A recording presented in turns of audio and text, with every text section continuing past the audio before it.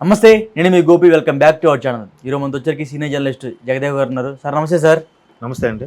Sir ఈరోజు NDA సమావేశంలో భాగంగా పవన్ కళ్యాణ్ గారిని మోదీ గారు పవన్ కాదు నువ్వు ఒక తుఫాన్ అన్నాడు.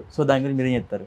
ఆయన ముందు నుంచి ఆయన మీద అదే అభిప్రాయంతో ఉన్నట్టున్నాడు అండి. ఎందుకంటే ఈవెన్ అంతకుముందు చంద్రబాబు గారి స్పీచ్ కూడా మీరు చూసే ఉంటే రాష్ట్రంలో వ్యతిరేక ఓటు ఏదైతే, అంటే ఇంత డీటెయిల్గా చెప్పలేదు కానీ నేను అనుకున్నది చెప్తున్నాను.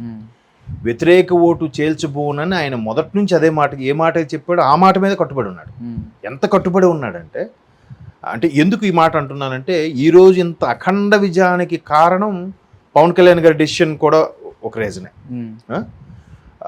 ఇంకొకటి టీడీపీ మేనియా.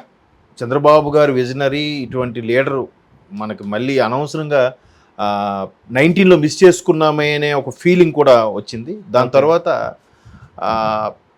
పవన్ కళ్యాణ్ గారు ఇలాగా మూడో స్థానము ప్రభుత్వ వ్యతిరేకత కూడా, భయంకరమైన వ్యతిరేకత రావడం కూడా వీళ్ళకి అడ్వాంటేజ్ అయిపోయింది. ఓకే, అంటే మొదటి ఒక 4 భాగాలు వేస్తే 2 భాగాలు టీడీపీకి వచ్చింది, ఒక భాగం పవన్ కళ్యాణ్కి ఇస్తే మిగిలిన భాగం వ్యతిరేకత అదే దీనికి ఇంకా ఇమేజ్ పెరిగిందన్న అర్థం, అంతే కదా. అట్లాగా పవన్ కళ్యాణ్ గారికి అసలు ఒక్క సీట్ లేదు, ఏమీ లేదు. ఆయన గుర్తుకి ఎంత ఇబ్బంది పడ్డాడబ్బా. అదేంటది ఇండిపెండెంట్కి ఇచ్చేశారు. అక్కడ ఎక్కడైతే పోటీ చేస్తున్నారో ఆ నియోజకవర్గాలు తప్ప మిగతా నియోజకవర్గాలు ఇచ్చుకోవచ్చు. ముందు మీకు గుర్తు కేటాయించాము, తర్వాత కేటాయించలేదు, రకరకాలుగా కదా. ఇన్ని అయినా కూడా, ఎన్ని హడ్డిల్స్ వచ్చినా కూడా, ఎన్ని విమర్శలు, ఆఖరికి ఆయనకి కనీసం ఒక్క సీటు కూడా గెలుచుకోనప్పుడు, గెలిచిన ఒక్క సీటు కూడా వేరే పార్టీలోకి వెళ్ళిపోయినప్పుడు కూడా ఎక్కడా కనబడిన ఆ సామాజిక వర్గ నేతలు పెద్ద లేఖలు మళ్ళీ, మాకు అధికారం వస్తే ఎన్ని సీట్లు ఇస్తారు, ఎన్ని మంత్రి పదవులు ఇస్తారు, మా స్థానం ఏంటో చెప్పండి, మా నేతకి డిప్యూటీ సీఎం ఇస్తారా, లేదా 3 ఏళ్ళు మీరు ముఖ్యమంత్రిగా ఉండి 2 ఏళ్ళు మా వాడిని ముఖ్యమంత్రి చేస్తారు, ఇట్లా ఒక్కొక్కరు. అంటే ఊరికే రెచ్చగొట్టే ధోరణి. విడిపోవాలి. టీడీపీ జనసేన విడిపోతే మళ్ళీ క్రాస్ ఓటింగ్ అయిపోతుంది, మేమే గెలిచేస్తాం మొన్న ఇక తెలంగాణలో జరిగినట్టుగా. ఇంకా అలాగా ఒక రకమైన ఆలోచనతో ఎట్లాగ రెచ్చగొట్టాలో ఎన్ని అన్నారో తెలియదు. దత్తపుత్రుడు అన్నారు, 4 పిల్లలన్నారు, చంద్రబాబు రాసిన స్క్రిప్టే రాస్తాడన్నారు, వీడికి అది మోరల్ వాల్యూసే లేవన్నారు, త్రివిక్రమ్ గారు స్క్రిప్ట్ ఇస్తారన్నారు. ఇదేంటి వీళ్ళందరూ వ్యాపారాలు చేసుకోవచ్చు కానీ ఈయన సినిమాల మీద మళ్ళీ అంటాడు, అటొక్కాలు ఇటొక్కాలు అంటాడు, ఈయనకి చిత్తశుద్ధి లేదన్నారు. ఒకటి కాదండి, ఎన్ని చెప్పారండి. ఆఖరికి ఆయన కాంప్రమైజ్ అయ్యి సర్లే రాష్ట్రం కోసం రాష్ట్ర ప్రజల కోసం నేను ఇబ్బంది పడుతున్నానని చెప్పి మీరు కొద్దిగా సంయమనం పాటించండి అని చెప్తున్నప్పుడు కూడా కొంతమంది లాస్ట్ మూమెంట్లో కూడా టికెట్ ఇవ్వలేదండి, అబలే వెళ్ళిపోయిన వాళ్ళు ఎంతమంది.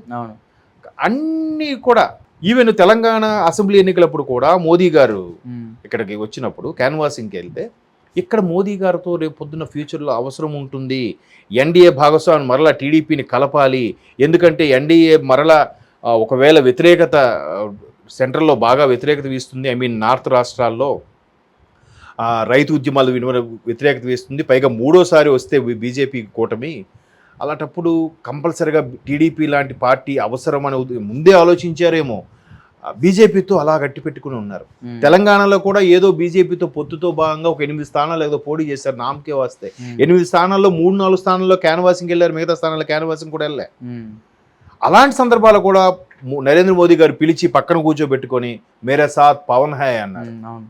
దాన్ని కూడా మళ్ళీ ట్రోల్స్ చేశారు, మేరా సాత్ పవన్ హాయ్ అని. దాన్ని ఎటకారంగా బ్రహ్మానందం గారు ఇవి పెట్టేసి నవ్వించి పెట్టి, పవన్ అంటే ఉత్తి గాలి, ఏం లేదు, వీడి వల్ల ఉపయోగం ఏంటి, నరేంద్ర మోడీ ఏంటి ఈయన నమ్ముతున్నాడు, ఈయన పక్కన కూర్చోబెట్టుకున్నాడు ఏంటంటే రకరకాలుగా మరి చెప్పలేము.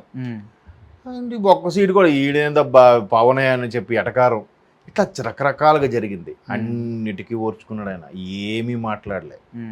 ఈవెన్ పిఠాపురంలో పోటీ చేసిన వంగ గీత గారు విమర్శించారు కానీ ఈయన మాత్రం ఆయన విమర్శించలే, ఒక్క మాట కూడా అనలే. ఈమె ఒకప్పుడు అన్నగారి పార్టీ పెట్టినప్పుడు అందులో ఆవిడ ఒక మహిళా నాయకురాలుగా ఆవిడ సమర్థత నాకు తెలుసు, నేను అందుకే మాట్లాడను కూడా ఒక మాట అన్నాడు.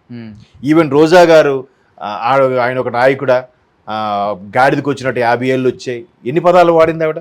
అయినప్పటికీ ఆయన ఏమన్నాడు పవన్ కళ్యాణ్, రోజమ్మ నువ్వు కూడానా అని అన్నేసాడు, ఆపేశాడు తప్ప ఏమనలే.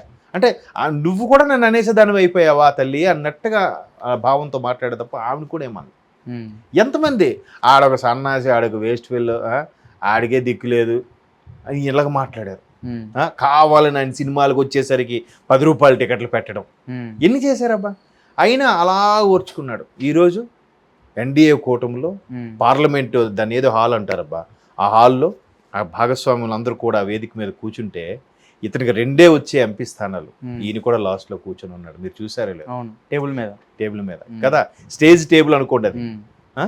అక్కడ కరెక్ట్గా దాని పక్కనే పోడియం ఉంది, పోడియం దగ్గర నరేంద్ర మోదీ గారు మాట్లాడారు. అంటే అంతకుముందు బాబు గారు మాట్లాడినప్పుడు కూడా మేమందరం కష్టపడి రాష్ట్ర ప్రభుత్వాన్ని ఎలాగైనా స్థాపించాలి, ఈ అవినీతి ప్రభుత్వాన్ని పడగొట్టాలనే ఉద్దేశంతో నేను, పవన్ కళ్యాణ్ గారు, ఈవెన్ మా రాష్ట్ర బీజేపీ అధ్యక్షురాలు పురంధరేశ్వరి గారు కూడా కష్టపడ్డారన్నట్టు కూడా బాబు గారు చెప్పారు.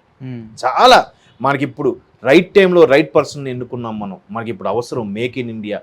రాబోయే రోజుల్లో ప్రపంచ దేశాల్లో 5వ ఆర్థిక వ్యవస్థగా భారతదేశం ఇప్పటికే అవతరించింది. ఇంకా రాబోయే 5 ఏళ్ళలో 1-2 స్థానాలకు వెళ్ళినా ఆశ్చర్యపోనక్కర్లేదు మోదీ గారి నాయకత్వం అని చెప్పి బాబు గారు చెప్పారు. ఆయన కూడా పవన్ కళ్యాణ్ గురించి మెచ్చుకున్నారు. అంటే అంటే ప్రధాని మోదీ మెచ్చుకున్నాక ఇంకేముందండి అల్టిమేట్ది చెప్పండి. అవును కదా. ఆయన ఇప్పుడంటే కూటమిలో ఉన్నాడు, మెచ్చుకున్నాడు అనుకోండి. ఏమి ఒక్క సింగిల్ సీటు కూడా లేను. మీరే చెప్పినట్టున్నారు కదా, ఆయన ఒక ఎమ్మెల్యే ఏమీ లేవు సార్ ఆయనకని. ఏవో పంచాయతీ ఏవో ఉన్నాయో కానీ ఇవి ఏమి లేవు సార్, అంతే కదా. అలా నిజంగా అంత మెజారిటీ ఉంటే ఆ గ్లాస్ గుర్తు అప్పుడే కన్ఫర్మ్ అయ్యేది కదా. అవేం లేక కదా ఆయనకి ఎంత ఇబ్బంది పెట్టారు. ఎమ్మెల్యేలు ఒక ఎంపీ వేస్తే గ్లాస్ గుర్తు కన్ఫర్మ్. ఇప్పుడు కన్ఫర్మ్ అయిపోతుంది అది. పైగా మోదీ గారు పక్కన కూర్చున్నాడు అబ్బా, మళ్ళీ ఇవాళ కూడా మోదీ గారు నిలబడితే పక్కనే ఉన్నాడు ఆయన.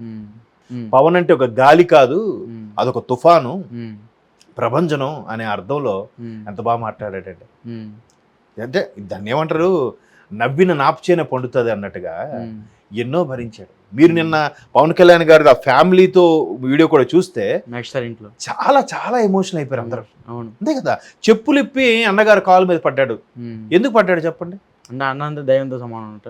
దైవం అది, ఇది ఎలాగో కామన్. అది ఏ సభలో కూడా ఆయన ఏం చెప్పాడంటే, నాకు అన్నయ్య వదినే తర్వాతే తల్లి తండ్రి కూడా, నేను ఇంటికి చిన్నవాడు అవడం, నేను ఏదైనా ఫ్రీడంగా మాట్లాడడం కూడా వదిన గారు అన్నయ్యకి చెప్పేవాడు, వాళ్ళే చెప్పారు. ఇప్పుడు పవన్ కళ్యాణ్ గారికి ఎంత ఇమేజ్ కారణం ఏంటి? సినిమా. ఆ సినిమా భిక్ష పెట్టింది. సినిమాలోకి ఎలా వచ్చాడు ఆయన? మెగాస్టార్ తమ్ముడుగా వచ్చాడు కదా, అంతే కదా. తర్వాత ఈయన సొంత మానియా క్రియేట్ చేసుకున్నది వేరే విషయం, బట్ బీజం మాత్రం మెగాస్టార్ కదా. సో అందుకే అన్నయ్య అంటే అంత రెస్పెక్ట్, తండ్రితో సమానం. ఏజ్ గ్యాప్ కూడా ఎక్కువ, ఇద్దరికి ఇంచు దగ్గర 18 ఏళ్ళు ఎంతో తేడా ఉంది. మరి తండ్రితో సమానం కదా. అందుకే వీళ్ళెవరికి లేని చిరంజీవి గారు ఉంటే, అంటే చిరంజీవి పెట్టించుకోరేమో కానీ ఈయన ఊరుకోడు ఇప్పుడు.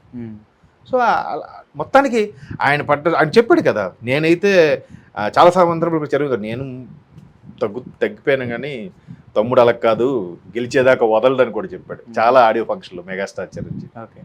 సో ప్రధానికి ఇచ్చిన కితాబు కంటే ఏది ఎక్కువ కాదు ప్రస్తుత పరిస్థితుల్లో నాకు తెలిసి. మేమందరం కష్టపడి రాష్ట్ర ప్రభుత్వాన్ని ఎలాగైనా స్థాపించాలి, ఈ అవినీతి ప్రభుత్వాన్ని పడగొట్టాలనే ఉద్దేశంతో నేను, పవన్ కళ్యాణ్ గారు, ఈవెన్ మా రాష్ట్ర బీజేపీ అధ్యక్షురాలు పురంధరేశ్వరి గారు కూడా కష్టపడ్డారన్నట్టు కూడా బాబు గారు చెప్పారు.